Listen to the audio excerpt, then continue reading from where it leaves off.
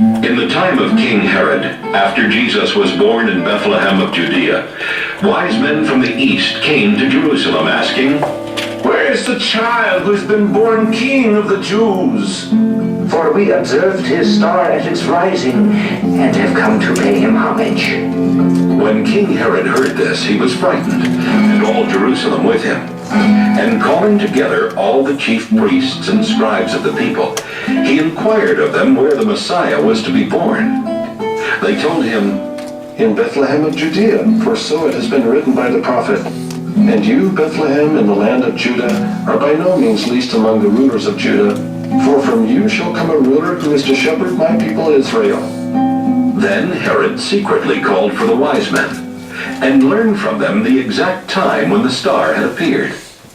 Then he sent them to Bethlehem, saying, "Go and search diligently for the child, and when you have found him, bring me word, so that I may also go and pay him homage." When they had heard the king, they set out, and there ahead of them went the star that they had seen at its rising, until it stopped over the place where the child was. When they saw that the star had stopped, they were overwhelmed with joy. On entering the house, they saw the child with Mary, his mother, and they knelt down and paid him homage. Then, opening their treasure chests, they offered him gifts of gold, frankincense, and myrrh. And having been warned in a dream not to return to Herod, they left for their own country by another road. Now, I have to begin this morning with a small word of confession. I'm technically cheating just a little bit. Because Epiphany was yesterday. And if you want to be really strict to the church calendar, we're supposed to be beyond Epiphany. But with all my vacation plans and everything, I just decided to make it easier on myself and stretch Christmas one day longer. So we got 13 days of Christmas this year instead of 12. Every year on the 6th of January, the church recognizes Epiphany. And that's one of those words that sometimes needs a little explanation.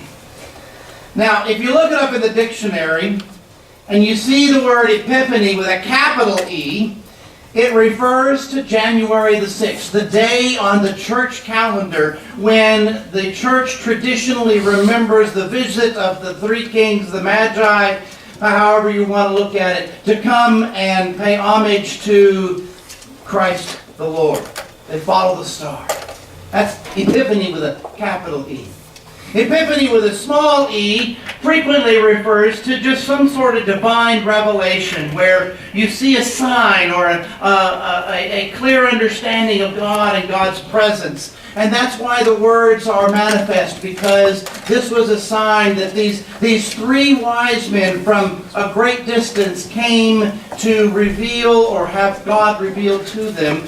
And oftentimes we think of a general usage of Epiphany as just this grand idea. I had this epiphany, and it all became clear to me, and I knew then what I had to do. And it was this epiphanal moment, and we use these words kind of simply, but Epiphany for the church is also a transition Sunday. It's when we transition from Christmas into what's called ordinary time. It basically says, okay, Christ is born. So what? What does that mean?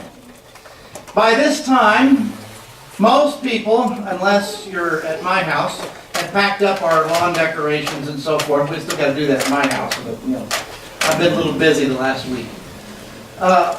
Christmas decorations are going to come down. We'll talk about that later. The packages have all been opened. The Christmas food has all been eaten. The vacations are over, and it's back to work. Christ is born. Now what? So in order to answer that question, let's just take a moment in ourselves and take a look at some of the aspects of the year that has passed. For those of you who've been with us for this entire journey, and you know who you are, A year ago, we were meeting in the Jewish temple. Remember that? It was our first Sunday. In fact, it was January the 5th. It was our first Sunday in the Jewish temple. We were trying to figure out who we were, what we were going to do, were we going to have a future, would we even continue to be a church? And there was a lot of ambiguity and uncertainty. We felt adrift. We felt uncertain. We felt a little bit afraid. But then, underlying all that, there was also a strong sense of confidence. Now remember that confidence that kept driving beneath all of the uncertainties and the ambiguities? Not knowing? Some of us were aware of the existence of this property, but nobody at that point in time had even seriously considered it. And yet, as the calendar would unfold, it wouldn't be a few months later, and here we are. Also, you look at 2017, this congregation has been through quite a transformation. We've lost several people in the last year. Some because they've gone on to eternity.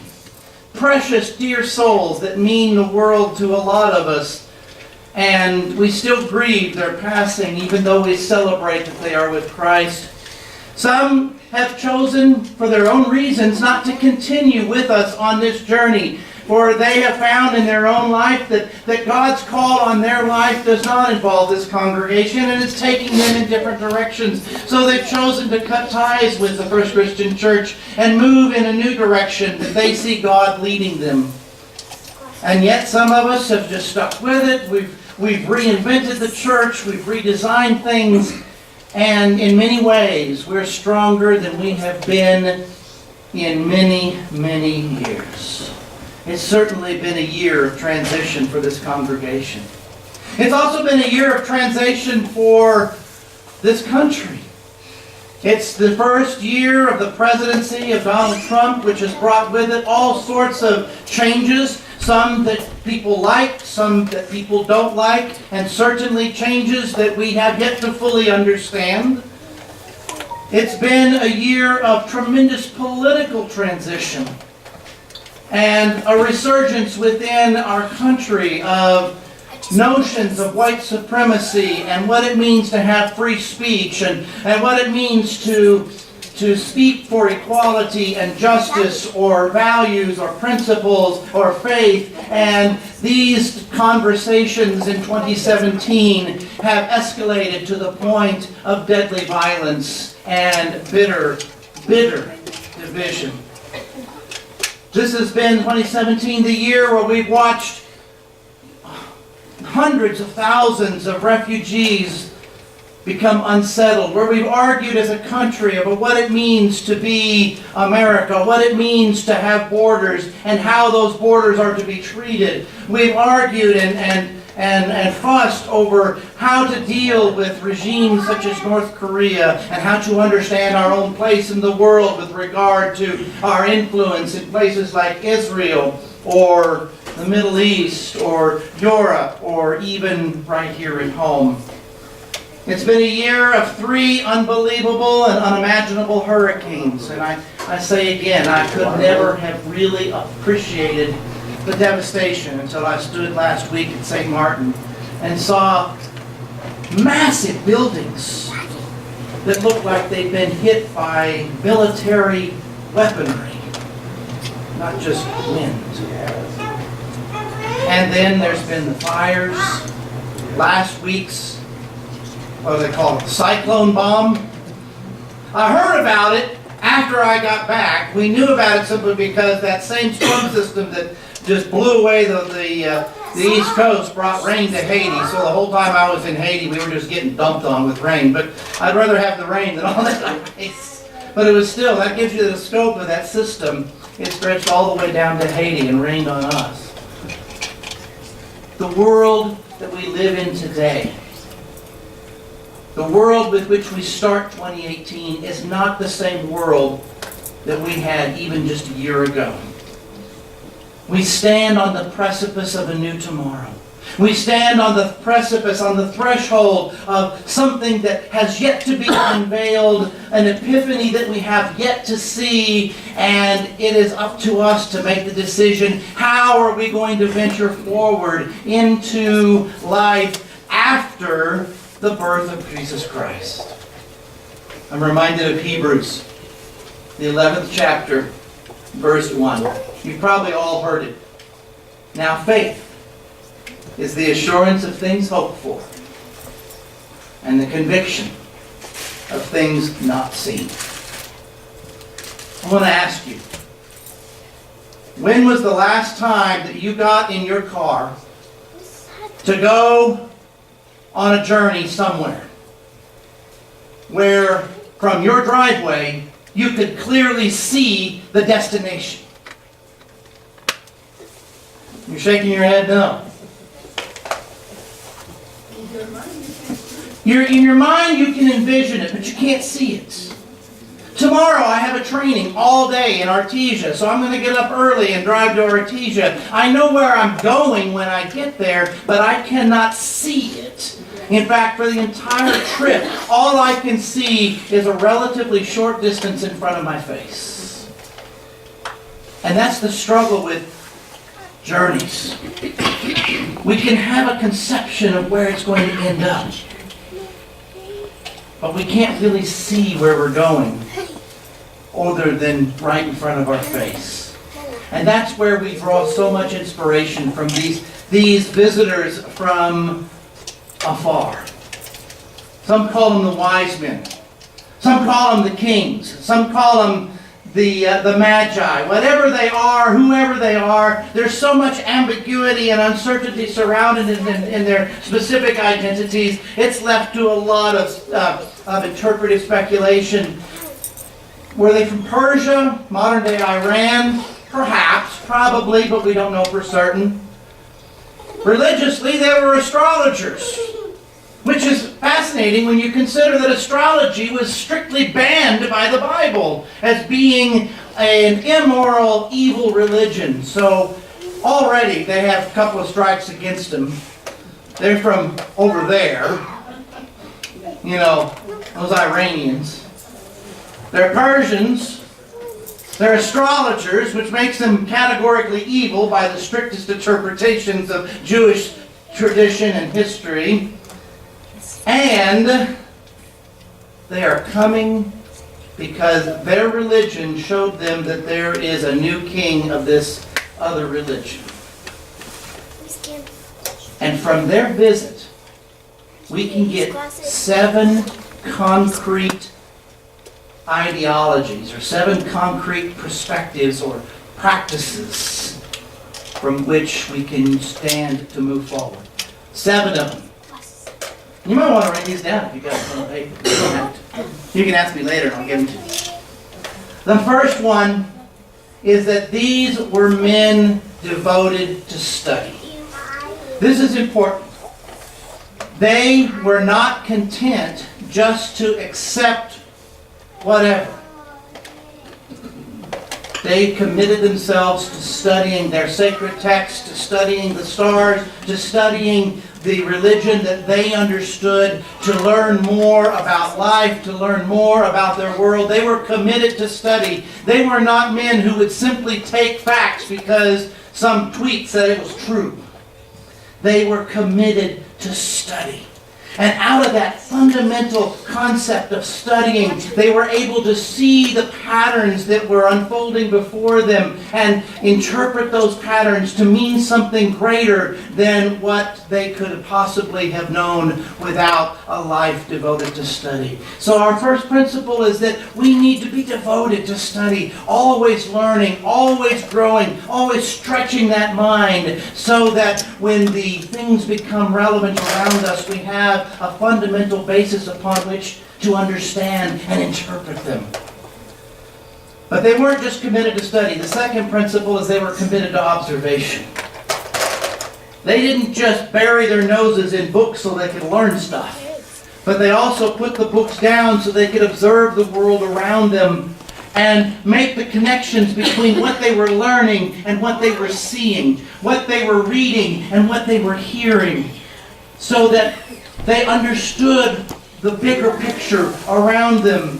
So often we tend to isolate spirituality to just studying the Bible, but not paying attention to the current events around us. Or we get so consumed with whatever news channel feeds our interest that we forget to pick up the Bible and study how this is relevant. But they did both. They studied and they observed. And then when they found the patterns, this is point number 3, they reached out to confirm what they suspected. And that act of confirmation is so important, because it's one thing to have an opinion. You know what I say about opinions? Opinions are like armpits. Everybody has 2 of their own and nobody wants their nose shoved into somebody else's. It's one thing to have an opinion. And when it comes to opinions, I'm full of them. But they did more than just have an opinion. They set out on a journey to confirm what they believed to be true. They didn't know if they were right or wrong, but they believed strongly enough that they were willing to go on a journey of exploration, to marry their study and their observation with a confirmation, so that they would know whether or not they were right or wrong. And that is a powerful act of faith.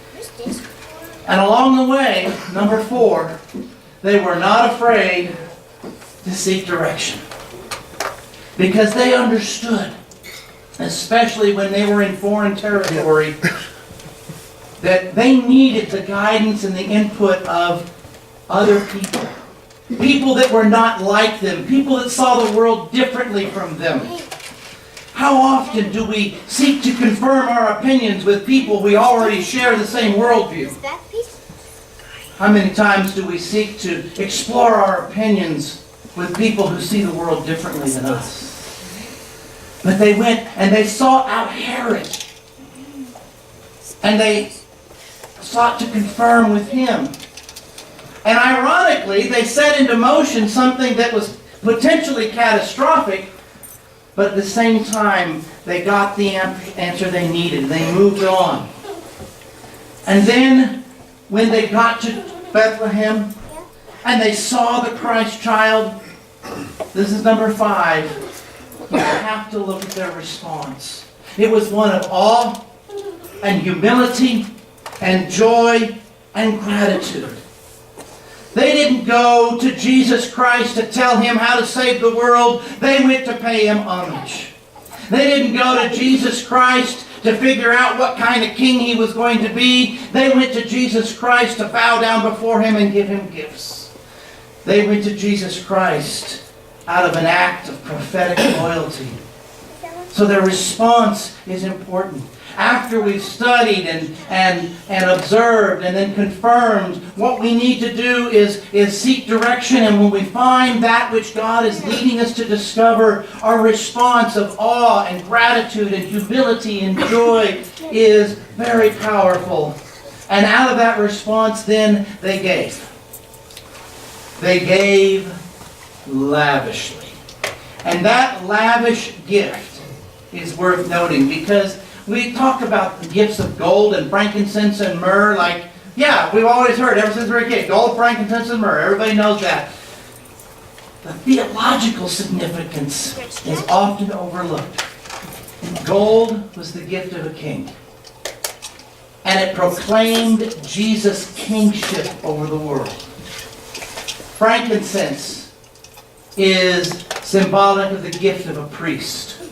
And it proclaims Christ's role as the high priest over all humanity, the intercessor between us and God, the priest that makes it possible for us to approach God unashamed and confident. And the myrrh is a gift of death. It's a reminder of the prophet that is the one who will die on a cross that we may live. King, priest, prophet, Jesus Christ, 3 3-in-1, ready to save the world. And these gifts are given lavishly because our response to Christ is a lavish gift. That's number 6. And the final, number 7, is simply to remain vigilant and alert. You notice that in spite of Herod's intent to have Jesus destroyed, they're still in tune. They receive a vision in a dream that tells them to go home another way and break their promise to go back to tell Herod where the Christ child was, and they do so because they were vigilant. So often when we have extreme experiences of faith, we think, okay, I've arrived! Now I can stop working.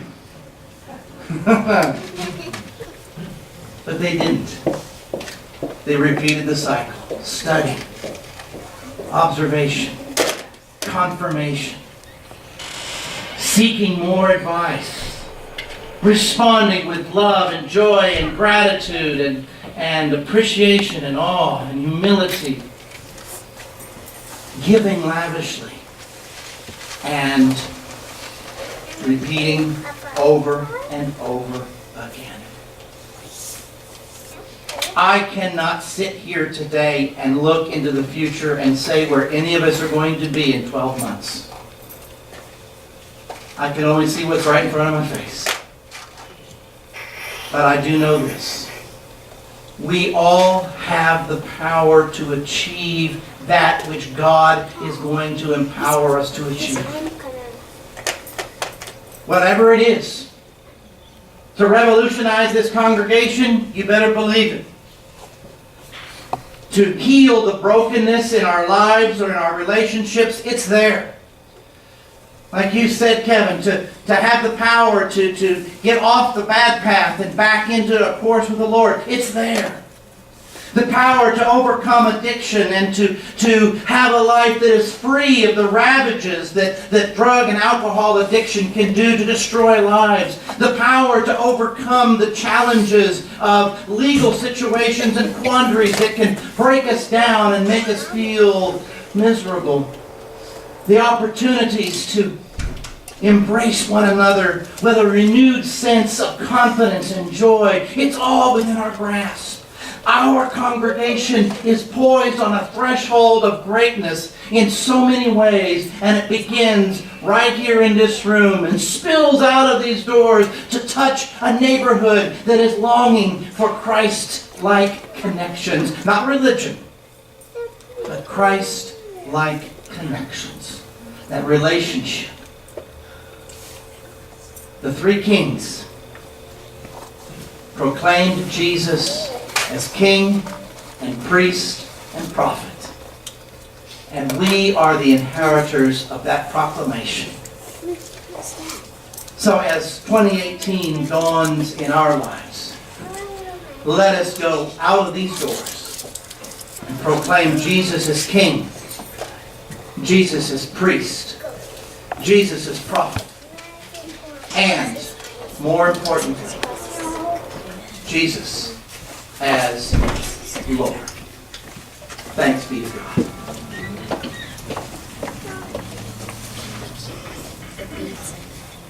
God.